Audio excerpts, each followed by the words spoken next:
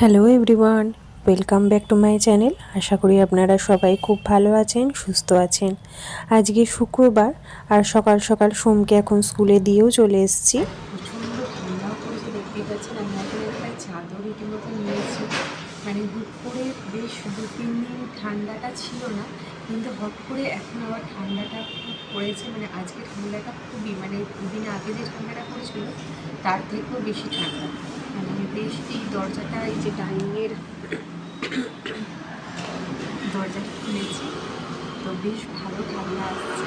দরজা বন্ধ করে দিলে অতটা ঠান্ডা নেই। আর এখন বেশ ভালো ঠান্ডা লাগছে।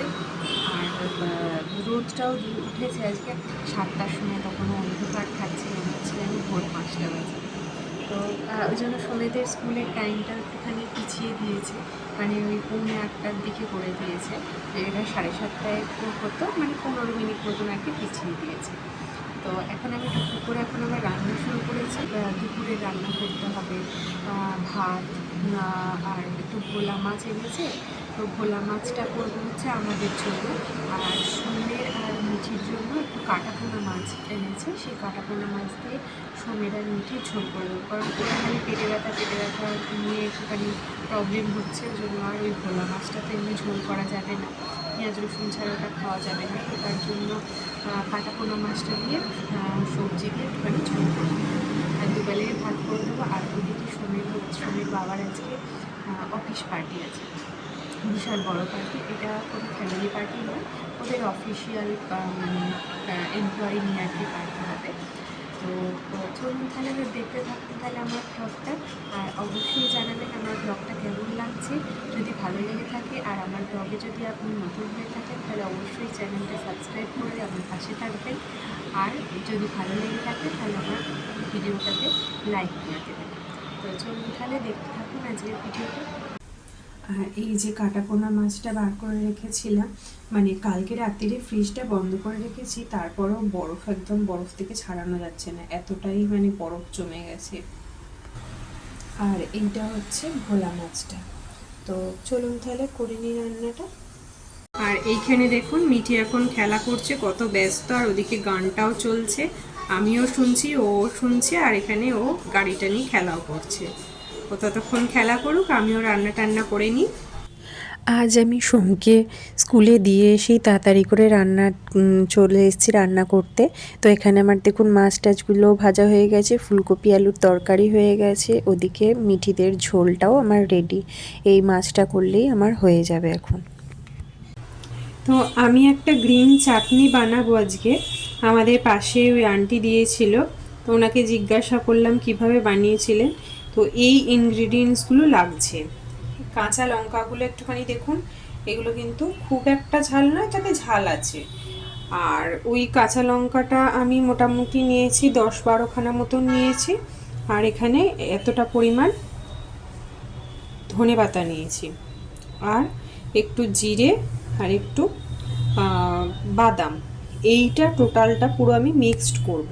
ফার্স্টে বাদাম আর জিরেটা করব, তারপরে লঙ্কাটা এইটা ধনেপাতাটা করব মিক্সড, মানে পুরো মিক্সিতে একদম মিহি পেস্ট করব।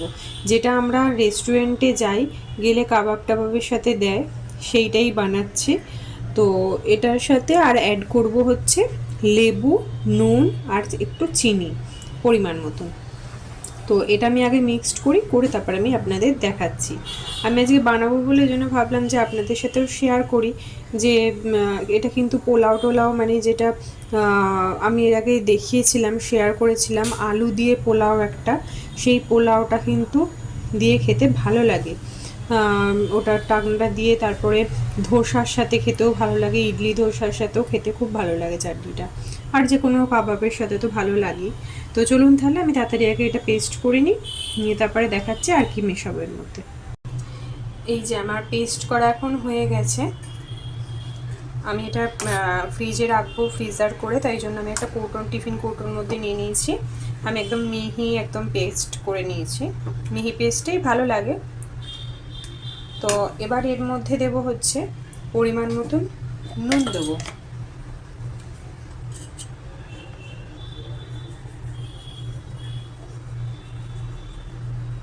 ব্যাস এইটুকুনি আমি নুন দিলাম। এবার এর মধ্যে দেবো হচ্ছে অল্প একটু চিনি, বেশি চিনিটা দেওয়া যাবে না, অল্পই জাস্ট।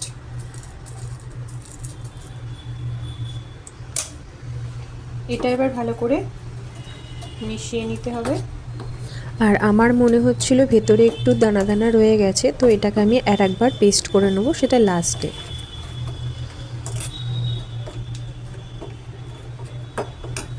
এইবারে এর মধ্যে দেবো হচ্ছে লেবুর রস। আমি এই রকম সাইজের একটা লেবু কেটে নিয়েছি, এটা আমি দেব। তারপরে আমি মানে দেখব যে কতটা টক হয়েছে, আরও লাগবে কিনা, সেই অনুযায়ী আমি আরেকটু দেব, না হলে এটাতেই হয়ে যাবে। লেবুগুলোতে অনেক রস আছে, যার জন্য আর লাগবে না মনে হচ্ছে। আমার একটা পুরো গোটা লেবুই এখানে লেগে গেছে না। কালারটা দেখুন খুব সুন্দর, আরও গ্রিন মতন হয়ে গেল, পুরো একদম যে গ্রিন চাটনি, সেই গ্রিন চাটনি একদম রেডি, পারফেক্টলি রেডি। এখন এটা না সব দিয়ে খুব সুন্দর, খুব ভালো লাগে, খুব টেস্টি, আমার এত ভালো লাগে খেতে। এটা 1 সপ্তাহ মতন স্টোর করে রেখে খাওয়াই যেতে পারে। এখন 10টা মতন বাজে, এদিকে আমার রান্না টান্নাও সব হয়ে গেছে, আর এখন একটু ব্রেকফাস্টের জন্য ম্যাগি করে নিচ্ছি। তো এখানে ম্যাগিটা বানাবো, এই রকম ম্যাগিগুলো এবারে এসছে আর কি, ম্যাগি আর ডিম সেদ্ধ। তো চলুন তাহলে ম্যাগিটাকে খেয়ে নিয়ে তারপর আবার স্নান করে, মিঠিকে স্নান করিয়ে তারপর আবার যাব। এই শীতকালে এই গরম গরম ম্যাগি আর গ্রিন টি আমি এখন খাওয়াটা নতুন স্টার্ট করেছি, দুধ চাটা ছেড়ে দেওয়ার চেষ্টা করছি, বা ব্ল্যাক টিটাও ছেড়ে দেওয়ার আর কি চেষ্টা করছি। তো এই গরম গরম নিয়ে একটুখানি বসে খাবো ভালো করে। আর এদিকে ভাতটাও বসিয়ে দিয়েছিলাম, ভাতটাও আমার রেডি। এই যে মিঠি রেডি, এখন আমার সাথে যাবে দাদাকে আনতে স্কুল থেকে। তো চলুন তাহলে, এখন আমি বেরিয়ে পড়েছি সোমকে আনতে। আর প্রচণ্ড রোদ রয়েছে, সোমকে মিঠিকে পরালাম সানগ্লাস, বাট আমি সানগ্লাস পরিনি, তো প্রচণ্ড রোদ আর কি, তো ওই জন্য মিঠিকে সানগ্লাস পরিয়েছি, আমি আর সানগ্লাসটা পরলাম না, তাড়াতাড়ি করে বেরিয়ে চলে এসেছি। তো চলুন তাহলে যাওয়া যাক সোমকে আনতে স্কুল থেকে।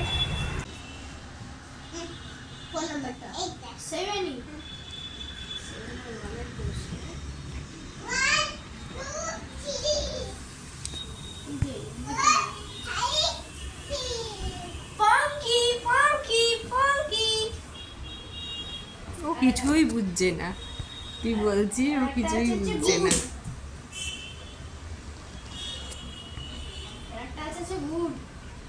গুড গুড আর পঙ্কি, গুড পঙ্কি। আয় এদিকে, হ্যাঁ যা আমি ফাটে যাচ্ছো না না দাও সাইকেল চিপ চাপ চুপ চাপ চো। কোন কালারটা? Blue, green, pink, red. Pink. চিপ চাপ চুপ চাপ চো। Sorry PINK, pink, sorry PINK, pink. পিঙ্কে তো 7 নাম্বার এসছে তো। SAVEN 7 কোন নাম্বারটা? তো চলুন তাহলে আজকের মতন ভিডিওটাও এখানে শেষ করছি, আবার দেখা হবে খুব তাড়াতাড়ি নতুন একটা ভিডিও নিয়ে। ততদিনে আপনারা সবাই খুব ভালো থাকবেন, সুস্থ থাকবেন, আনন্দে থাকবেন। আর যদি আমার ভিডিওটা ভালো লেগে থাকে অবশ্যই লাইক করে দেবেন, আর কমেন্ট বক্সে জানাবেন কেমন লাগলো। আর যদি আমার ভিডিওতে নতুন হন তাহলে অবশ্যই সাবস্ক্রাইব করবেন। তো আজকের মতন এখানেই শেষ করছি ভিডিওটা, আবার দেখা হবে খুব তাড়াতাড়ি নতুন একটা ভিডিও নিয়ে। তো ততদিন সবাই ভালো থাকবেন, সুস্থ থাকবেন, আনন্দে থাকবেন।